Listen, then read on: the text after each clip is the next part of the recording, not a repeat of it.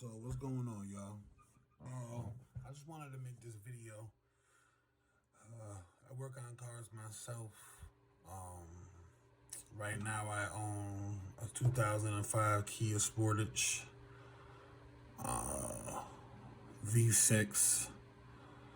I forgot the liters of that, but and I own a BMW 2005 28i V6. At this moment, I'm working on. I got a Jaguar 2003 S-Type 3.0. So basically, I'm making this video to help most of the Jaguar owners. As of right now, it's Christmas, so my girl was looking for something to get me. So I told her I wanted Jaguar program. Now, I mean, mind you, I would have thought BMW was a little more costly, but to be honest with you, I have the BMW IMPA program, and I bought the cables for it fairly cheap. I did anything. I remapped a couple things. Throttle body. I did a brake thing on my. I did a brake module on my uncle's car and all that. Let me mind you, for BMW, I mean, they got a lot of clones out there that actually, that are pretty cheap. I got an IMPA cable that I got for cheap and a bunch of other stuff. But I really want to talk about like Jaguar. I bought this Jaguar. It is like I said, 2003 Jaguar S-Type 3.0. I actually bought it with transmission problems. When I bought it off the guy, I bought it for like 500. When I bought it off the guy, it had nice rims on it, chrome rims. So I was looking at it. If worse come to worse, I could always just sell the rims for like 400, make my money back, sell the car for like 3, maybe make a couple $100 profit. But I decided to fix it up myself. I liked it. I'm like, it's all black. So I went ahead. I changed the spark plugs on it, valve covers, coils. The dude gave me coils that came with it, but he never changed the left side because it's hard. It's hard because you gotta take the whole intake manifold off just to get to the left side. But anyway, dealing with the transmission. So what happened was I ended up taking out. Now let me mind you, in certain models, there's mine's is what was it, a ZF 6HP26. Let me mind you, I'm just learning this car. There's a lot of things I know now because there's a lot of work that I done on it. And when I first bought it off the dude,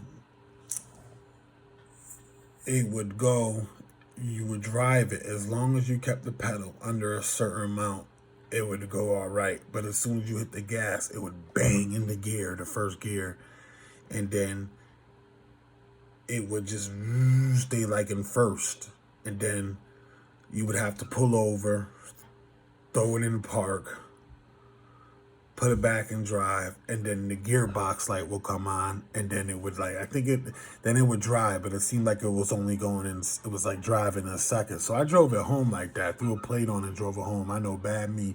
I drove it home. So then, I went the easy route about it. I took the mechatronics out of it. I actually ended up getting one. Now, this is another mistake do not do. I ended up getting one off some dude out in Memphis that had one off of a BMW. Let me mind you, the mechatronic body, valve body itself could fit. But if you're thinking that you're going to use the computer, because let me tell you something, it's all in the valve body, the TCM and everything. People get that confused. I think there's different models that got it, the TCM right in the near the glove box and all that. No, you literally have to pull the whole transmission pin down. The valve body's right there with the Medtronic, which is actually the computer, which would be called the TCM for this for this Jaguar. So it's not like you could go out there. This is the reason why I'm making this video. For all these people that go on YouTube, and make sure you got the right model Jaguar, because this year they were changing a lot of stuff. It was interchangeable with this, that. You might buy a ear filter, and for a 2003, come to find out, you was supposed to get the part guy for 2002. Like, I don't know what the fuck they were doing, excuse my language, but I ended up ordering something for 2003, and come to find out, I had to order something for 2002 just to fit the 2003 because it was just too big, the ear filter. It was just crazy. So, getting back to what I was saying, so we ended up I ended up taking, I think I lost myself, but bear with me. I ended up taking the mechatronics out.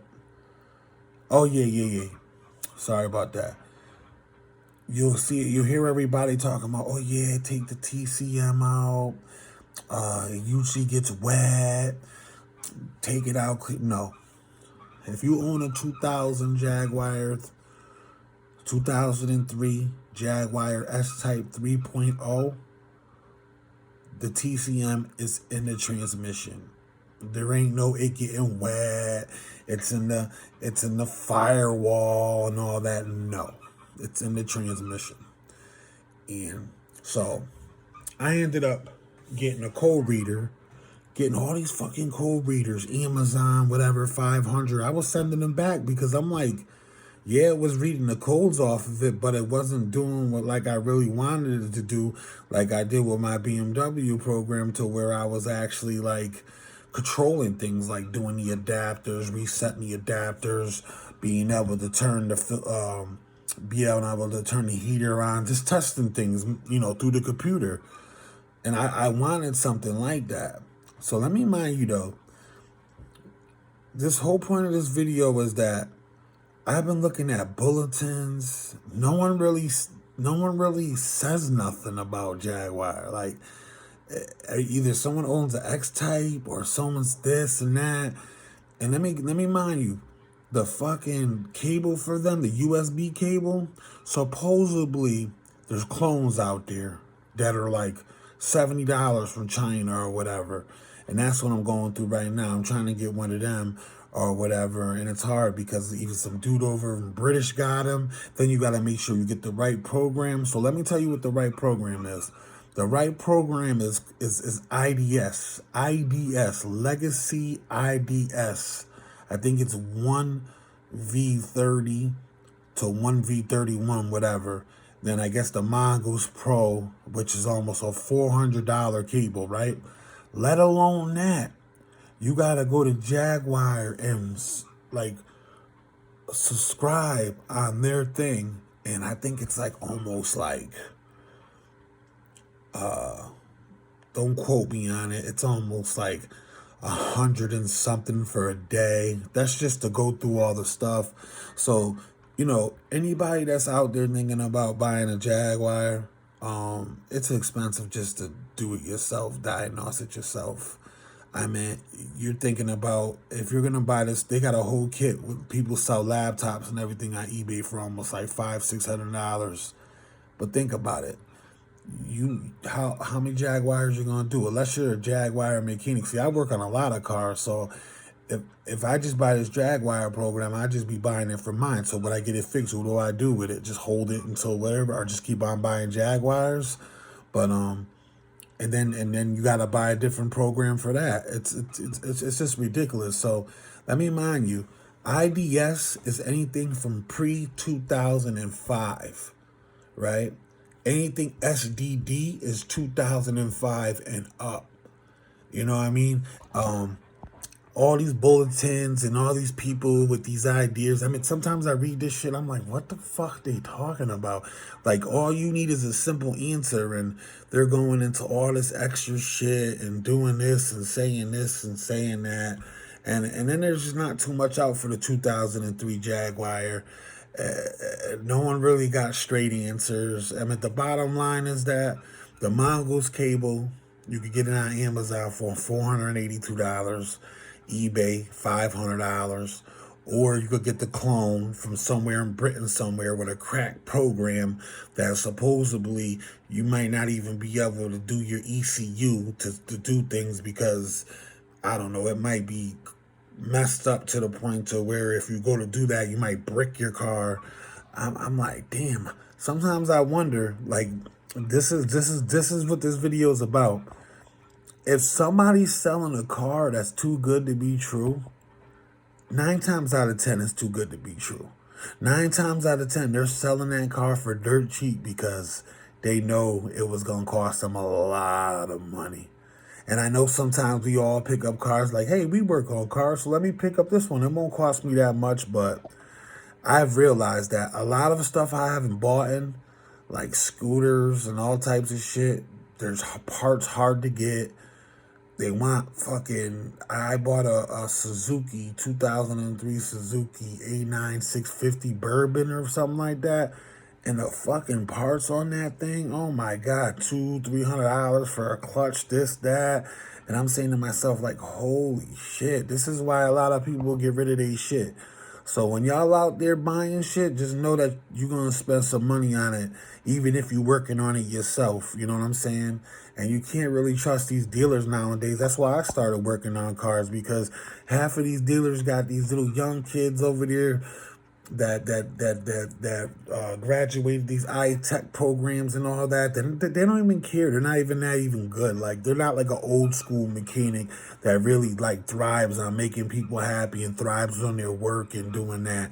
A lot of those old school mechanics, man, they got their own little shop somewhere, and they got their selective few customers that they deal with, and that's it. Nowadays, all these dealers got a bunch of these little young punks that just think they know it all, that they just don't. Like, they're just a bunch of little babies, I feel like, that sit up in the dealer place with a lift and that all this stuff. And I say that because I'm a really DIY type person. Like, I get under that shit. Like, I'll be having shit jacked up on a hill and have a rock under here and taking trainees out and doing all that and doing this, and really take pride in my work to get it done. So when I give it back to my customer, they happy as hell. Or when I'm driving my car, it drives good and I ain't got to worry about bringing it back. Like, my girl bought a 2014 Cadillac SRX. And where we got it from, we bring it over to these mechanics. Oh, nothing's wrong with it. Nothing's wrong with it. So I said, you know what, babe, let me look at this shit. Come to find out, I needed a purge valve. I changed the intake manifold on it, gasket. I changed the spark plugs on it. Just a bunch of young, you know what I mean, getting paid for nothing, fake ass mechanics with fucking license, bro. That's all these little kids are nowadays. And that's why it leads back to us. A lot of people are doing our own work. You know what I mean? A lot of the old school mechanics, man, their hands hurt. They got arthritis in their shit now. They don't want to do nothing no more. So just be careful, man. Like, when y'all go out there and y'all buying shit and y'all be like, oh yeah, this is cheap. Oh man, I'm gonna grab this and fix it up. Especially Jaguar, man. Jaguar taxes you just to your own diagnosis stuff. $482 for a fucking cable. I thought BMW was more pricey than Jaguar, and I could turn around and get a clone cable from them off for like, I think I bought mine for like $15. And then I bought the Impa K-King cable. I think it was like $30-something, man. I mean, it wasn't that expensive. And I did everything with that, and it was cool. Like, but I don't know. I'm over here looking online, checking out, the latest shit for Jaguar, and especially my year, the pre-2005. Make sure the pre-2005. You know what I'm saying? If y'all go out there and y'all spend money up $500 or just on one of those box things, all they're going to do is show you the codes. You're not going to be able to do nothing spectacular with them. Yeah, they'll check your transmission and all that, but you want to be able to, okay, say if you gotta reset your transmission adapters. How the fuck do you do that? You ain't going to be able to do it with that thing. You got to bring it to the dealer. Half of the time, they don't even do what they say they're going to do. You get the shit back, and they boggle Now you're $175 deep, and they telling you, oh, that's how it drives. That's the way it is. You're telling me you made a fucking car that sounds like that or drives like that, and you sold it to people? Fuck out of here. That shit never drove like that. Now all you're doing is just in a fucking bad cycle with them, spending money with them. So, that's just my opinion out here as a mechanic, and from my trials and tribulations of things that I've seen, and cars that I've gotten, and cars that I've fixed and seen, you know what I mean? Just be on the lookout for a lot of things, man. Dealerships, I hope wherever you get out of this shit, dealerships are whack. Bunch of young punks that don't know too much shit. A lot of these cars, a lot of these now people, it's a very everybody doing their shit themselves, and now a lot of these fucking Chinese are, and I'm not saying this to be racist or not, but a lot of the fucking people over China and all that shit, they're fucking selling adapters for like 700-800. You know what I mean? Like, come on, bro. Like, you know what I'm saying? No matter how much us as people try to make shit cheaper for us to live, the fucking, cause some fucking nerd. I mean, I'm really getting to the point now where I'm about to just start trying to make my own motherfucking OBD too. I'm trying to program my own shit. Like, the more and more the shit gets expensive, the more and more I teach myself how to do something else just so I can learn that, just so that could be fucking cheap. Because no matter what, we move with the times, we start doing shit by ourselves. Now all of a sudden, now the people that are selling the diagnosis shit are selling it for more. You know what I'm saying?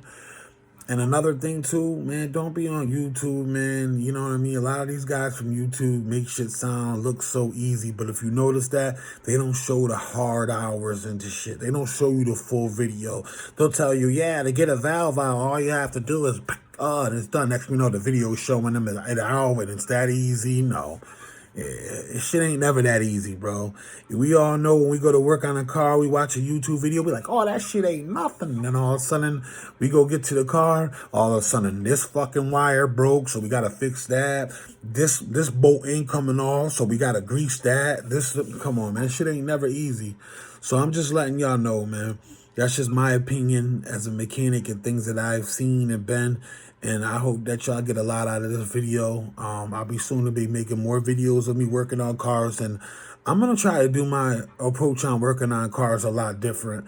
I'm going to give you the hardship of working on cars and shit that like we all go through, knuckle busters and bolts that's hard to come out and shit that happens in the mix of doing this and doing that. Not just this fucking YouTube, it's that easy and fucking half a video and here you go. And then all of a sudden you got this poor person, you're making them look like it's that easy. Then when they get down there, all of a sudden they fuck something up. And, now they're over there looking at other videos just to fix that. Like, get the fuck out of here. But anyway, it's your boy DJ Drop, a.k.a. DJ Mechanic, a.k.a. Mechanic, a.k.a. Mr. Do-It-All, a.k.a. Times is Rough, a.k.a. We Came to Learn It All. Drop Shop. Make sure you come check me out, whatever. Holla at your boy. Peace.